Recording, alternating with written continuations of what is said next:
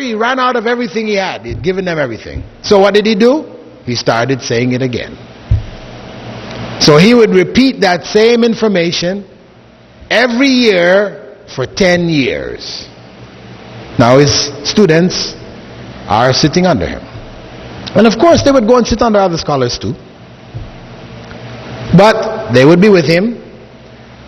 Some of them became like his helpers. They would help teach others who came late, and these other kind of things. Some of them used to record. That was their responsibility, to help their teacher. They would record all those people who joined the class. How long did they study with him, and all this kind of information. They were recording all this stuff.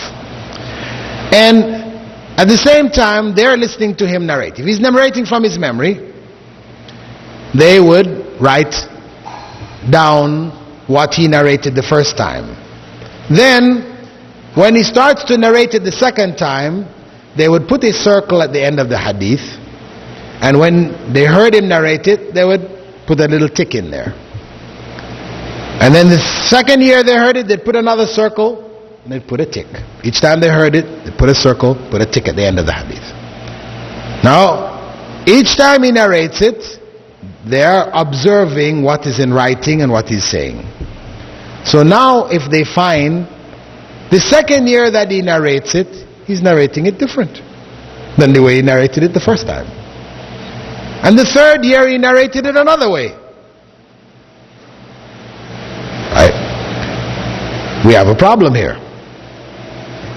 This indicated to them that that narrator's memory was not good.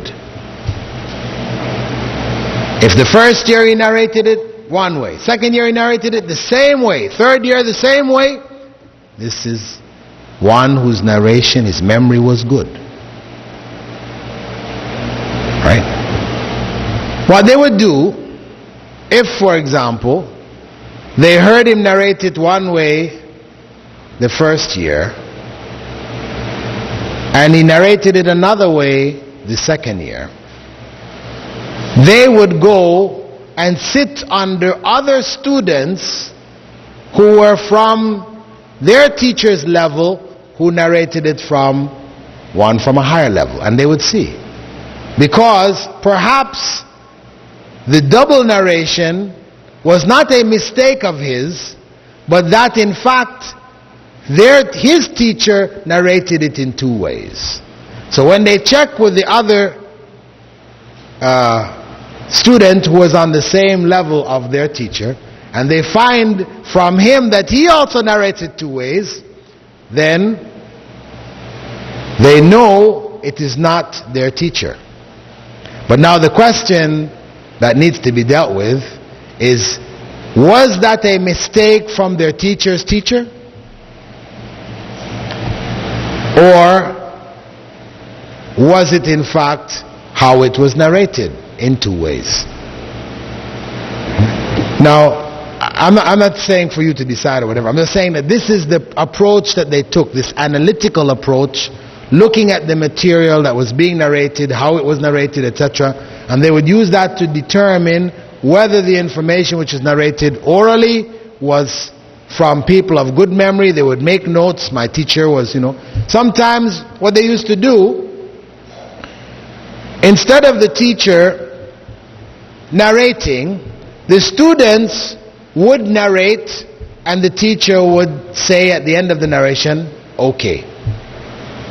So sometimes what the students would do to check their teachers is they would read back the narration in a different way from how they heard it from the teacher, maybe changing a word or two. And if he said okay, then they knew his memory was not so good.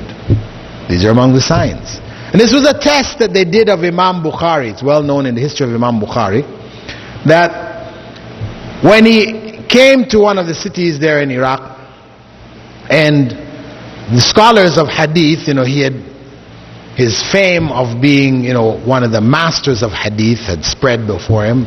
They welcomed him to the city, and prior to his coming, a group of these scholars of Hadith there in the city, they chose 100 hadiths, right? And these hadiths are each one with a chain.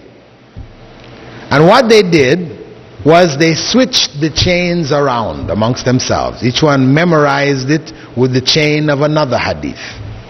Right? So when Imam Bukhari came and he sat down, they said, we'd like to get your comment on these particular hadiths. So they narrated to him these 100 hadiths with these reversed chains which have been switched. Imam Bukhari listened to them. When they had finished, he said, this hadith, its chain is so and so, not the chain that you mentioned, and he quoted their chain. Then he went to the next one, he worked his way right through the 100, quoting back to them the wrong chain they mentioned and correcting and putting the right chain in place. You know, the people bore witness that Imam Bukhari was a master. He was the man, as they say, right, in our day, right? He was the man, you know. That was Imam Bukhari. The amount of hadith he memorized was incredible. Allah gave him basically what we call today a photographic memory. He would hear the hadith and it was just there, you know. Anyway, as I said, the people who are narrating hadith, they tested in this way and a variety of different ways those who are narrating, checking their skills, etc. And they made note of all this information. The third major condition is that the one who is narrating a hadith had to have met the one from whom he was narrating.